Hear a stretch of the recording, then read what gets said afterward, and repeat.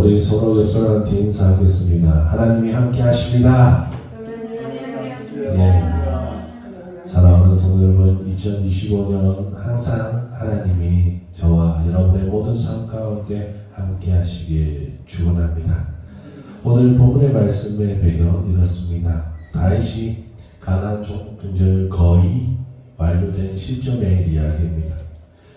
다윗은 성전 건축을 계획하고 있습니다. 하나님의 성전을 계획하고 있는데 자기는 화려한 백항목 궁전에서 거하고 있는데 하나님의 장막을 보니까 하나님의 말씀의 계가 있는 언약의 계가 있는 장막을 보니까 너무 초라하기 그지없었습니다. 그래서 그 모습이 너무 가슴 아프게 여겨졌습니다. 그래서 하나님의 성전을 건축하기로 마음을 먹었는데, 그런데 하나님께서는 그가 성전 건축을 하는 것을 막으셨습니다. 가장 큰 이유는 아마 그것이었을 것입니다. 사람이 생각하긴 하나님의 교회가, 하나님의 성전이 작아 보이는 것이 초라해 보이는 것처럼 느껴질 때가 있습니다. 그러나 사랑하는 성도 여러분, 하나님은 하나님의 장막이 필요하신 분이 아니시라는 것입니다. 하나님을 상징하는 언약궤가 장막에 머물고 있지만 하나님은 그곳에만 있는 것이 아니라 모든 만물이 하나님 안에 있는 줄 믿으시길 바랍니다.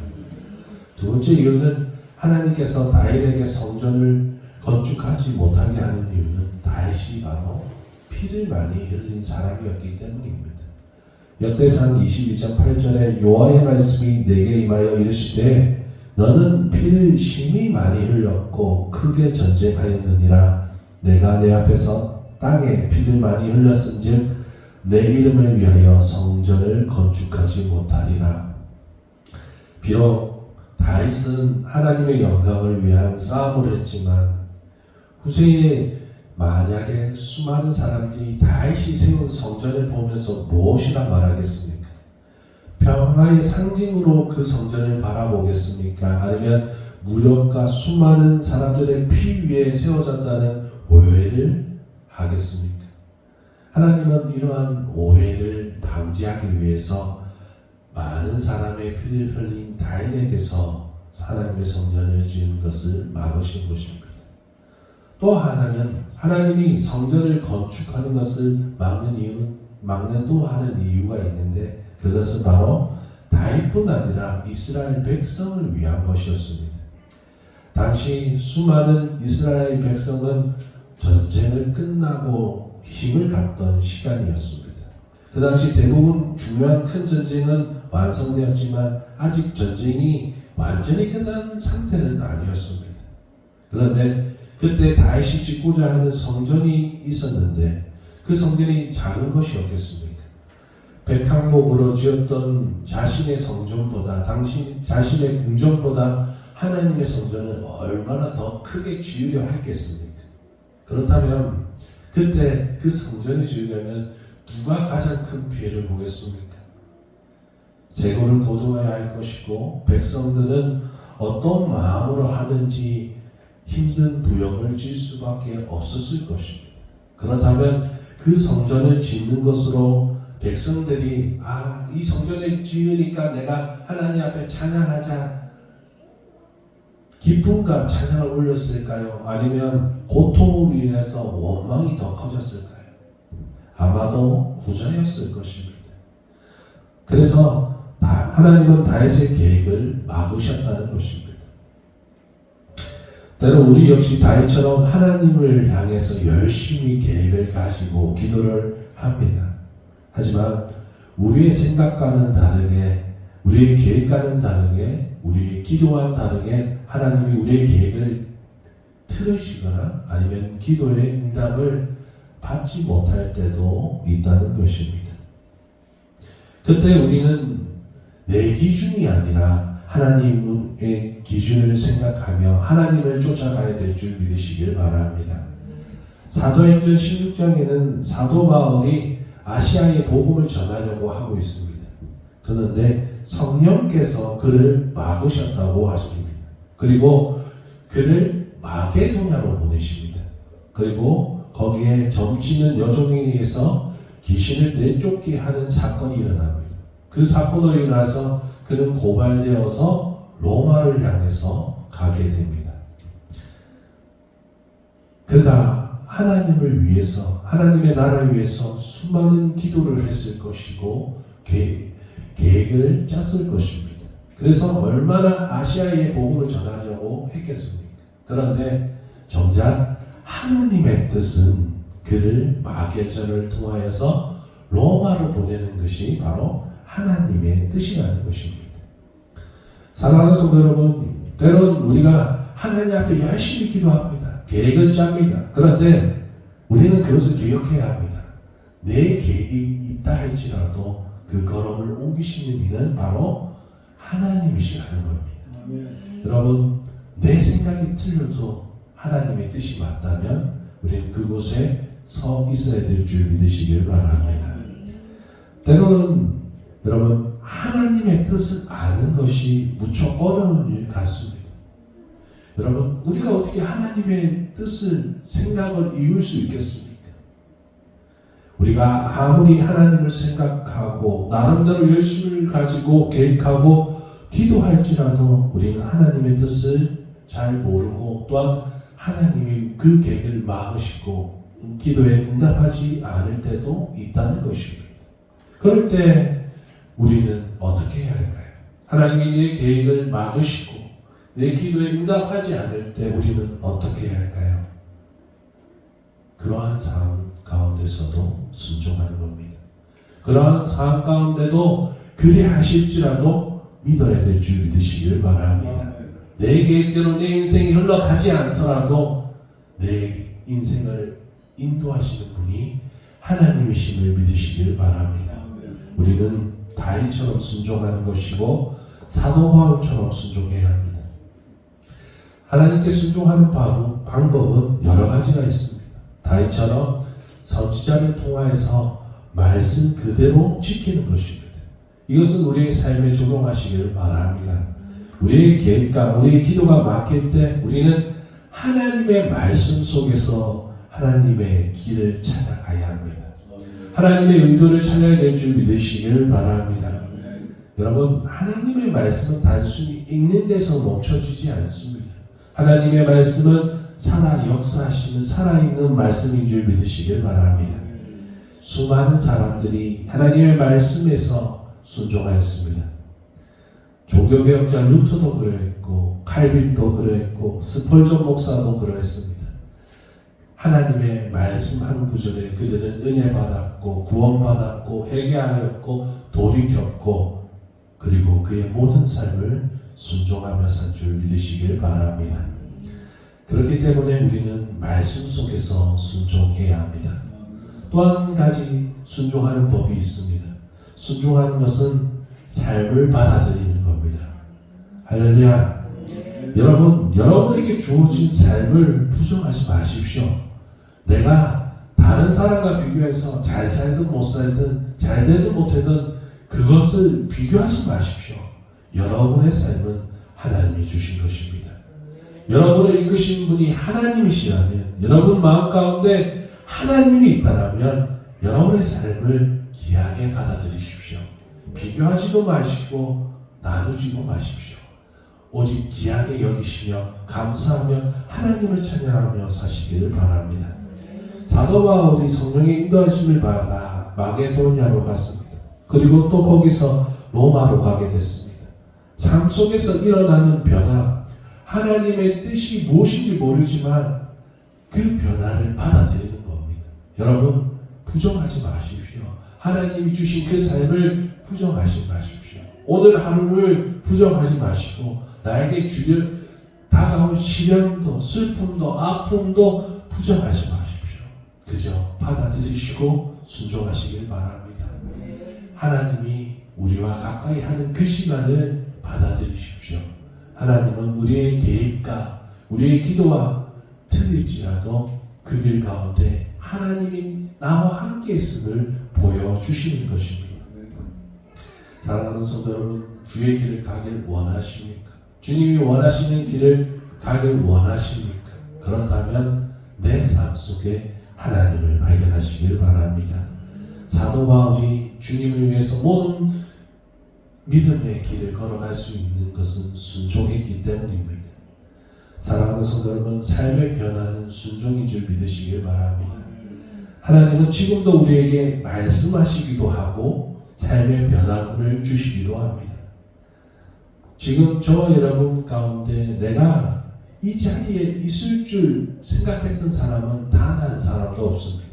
우리가 지금 이 거제도를 떠나서 제주도를 떠나서 수많은 고향을 떠나서 이 계양구라는 곳에 있을지도 몰랐고 또 우리가 하나님을 믿을지도 몰랐습니다.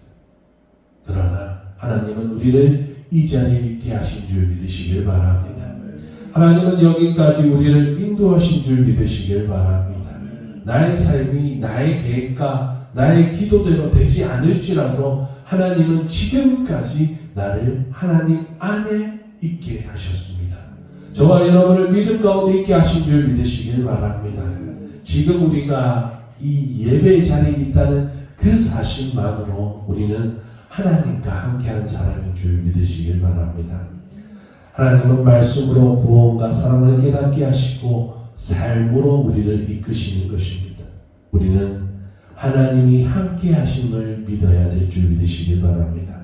그러기 위해서는 우리는 나의 계획과 나의 원함을 내려놓고 하나님의 계획과 하나님의 원하심 속에 우리 자신을 밀어넣어야 되는 것입니다. 그럴 때 비로소 하나님은 우리에게 말씀하시고 다윗에게 말씀하신 것처럼 우리는 하나님이 나와 함께 하심을 느끼게 되는 것입니다. 내가 어디로 가든지 내가 너와 함께 있어. 할렐루야. 하나님은 약속하셨습니다. 우리가 예수 그리스도를 믿고 믿음을 받아들이는 그 순간부터 말씀하신 줄 믿으시길 바랍니다. 내가 어디에 가든 네가 무엇을 하든 하나님은 너와 함께 한다고 하셨습니다. 나와 함께 하신 줄 믿으시길 바랍니다.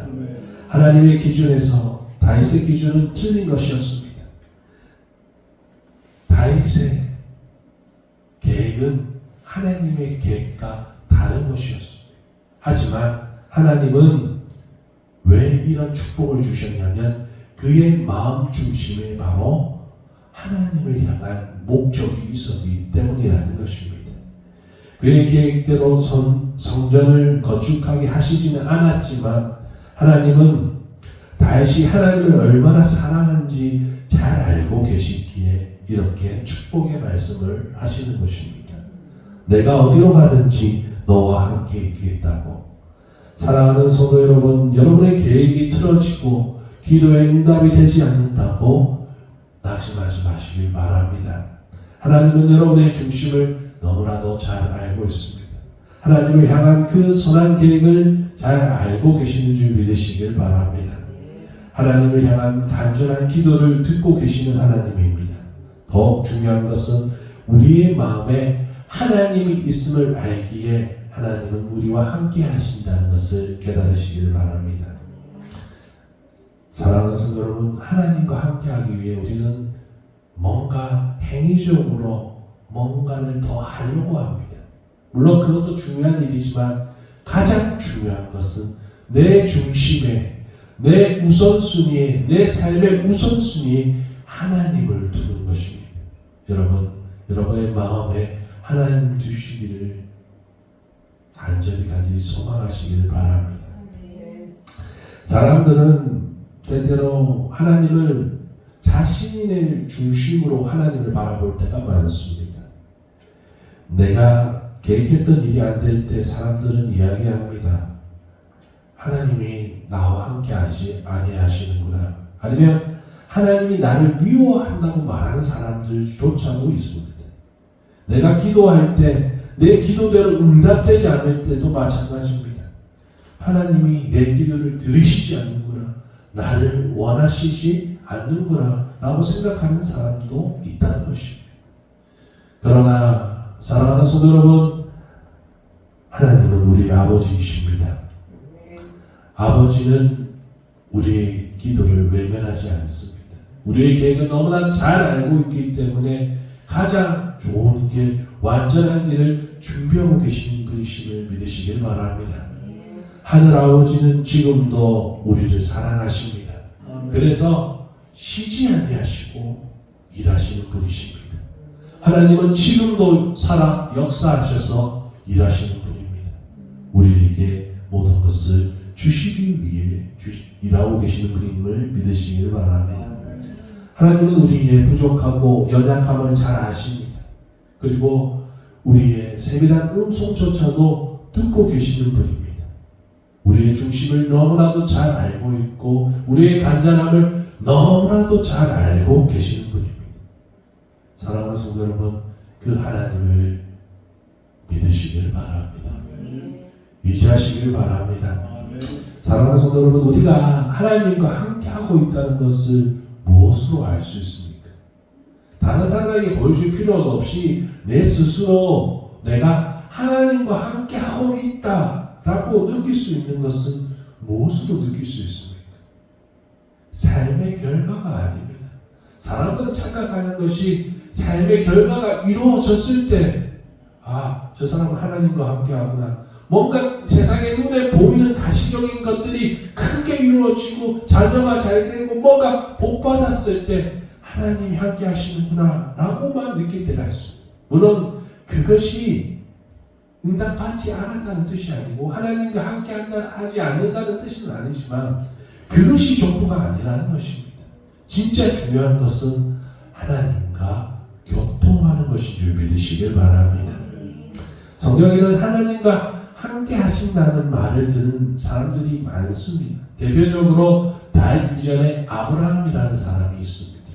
그는 그의 계획대로 살 수 있는 여건이 이미 75년간 마련된 사람입니다. 하나님 없이 살아온 75년 그 삶 역시 부족함이 없었을 것입니다. 그러나 그는 하나님의 뜻을 따라 살았습니다.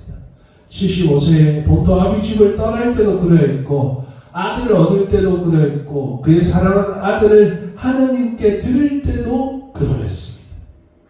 그만큼 그가 하나님의 뜻을 쫓아 살아갈 수 있는 사람이 됐다는 것은 하나님과 교통했다는 겁니다. 소통했다는 것입니다. 그의 마음에 하나님이 중심이 있었다는 것입니다.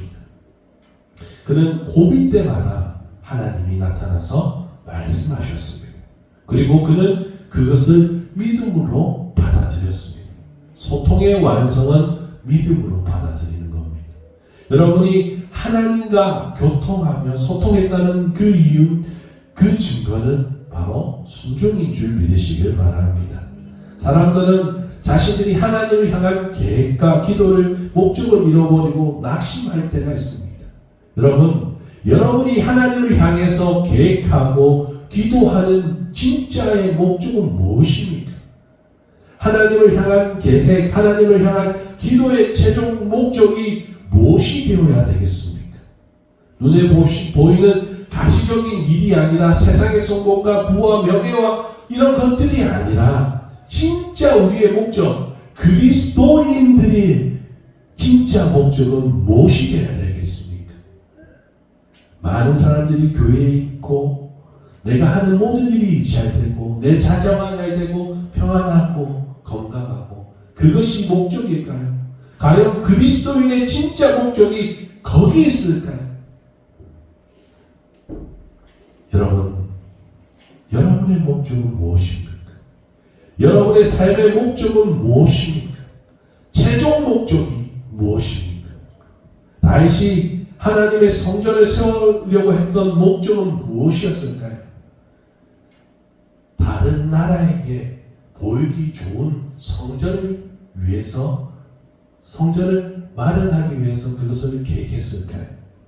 이 땅에 수많은 순교자들과 믿음의 선배들이 기도하고 계획했던 일의 최종 목적은 무엇이었을까요? 그들이 계획하고 기도했던 최종 목적은 바로 오늘 말씀에 있습니다. 하나님과 동행하기 위함인 줄 믿으시기 바랍니다. 여러분, 우리의 최종 목적은 하늘에 있습니다. 하나님과 함께 하심에 있는 줄 믿으시길 바랍니다. 여러분, 여러분의 삶의 계획이 여러분의 뜻대로 되지 않는다 할지라도, 여러분의 기도의 응답이 여러분의 마음대로 되지 아니할지라도 낙심하지 마시길 바랍니다. 지금 여러분의 마음 가운데 하나님이 중심이 있다면, 여러분의 계획대로 되지 않음으로 말미암아, 기도가 응답되지 않음으로 말미암아 하나님을 더욱더 간절히 붙잡는다면 그것이 하나님이 원하시는 일이 되는 줄 믿으시길 바랍니다. 내 마음에 어떤 일로 인하여, 어떤 문답으로 인하여 하나님을 더 품게 된다면 그것이 바로 더 천국에 가까운 삶이라는 것입니다. 사랑하는 성도 여러분, 하나님은 우리와 함께 하십니다. 우리는 임마누엘 되신 하나님을 만났습니다. 우리는 예수님을 영접하였습니다. 예수님을 영접했다는 것은 화려한 삶의 화려한 성전이 세워지는 것을 말하는 것이 아니라 마음의 성전에 예수님을, 주님을 모셨다는 뜻이 되는 것입니다. 하나님이 원하시는 것은 그 마음의 중심에 내 안에 나라는 그 나라 안에 하나님을 얼마나 품고 있느냐입니다.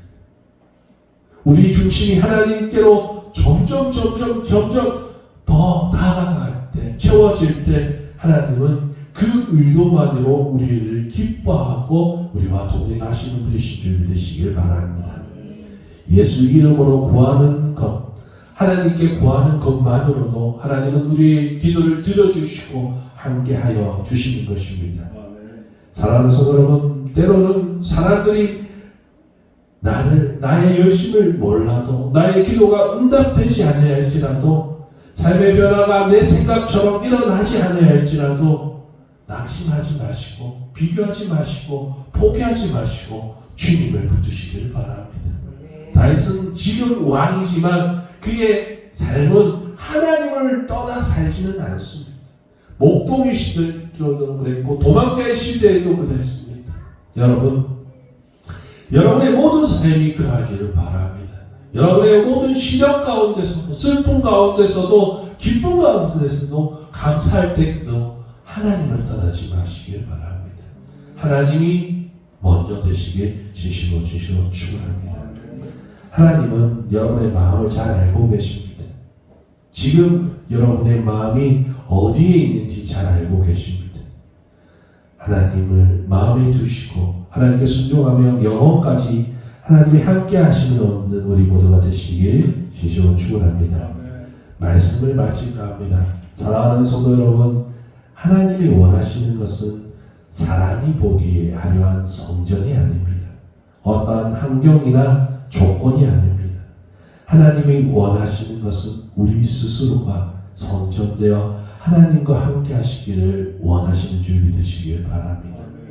하나님은 다윗에게 하나님을 위한 어떤 성전이나 행위를 원하시는 것이 아니라 그전처럼, 그가 목동이었던 것처럼, 그가 도망자의 시절처럼 항상 언제나 하나님을 붙잡고 사는 것을 원하시는 겁니다.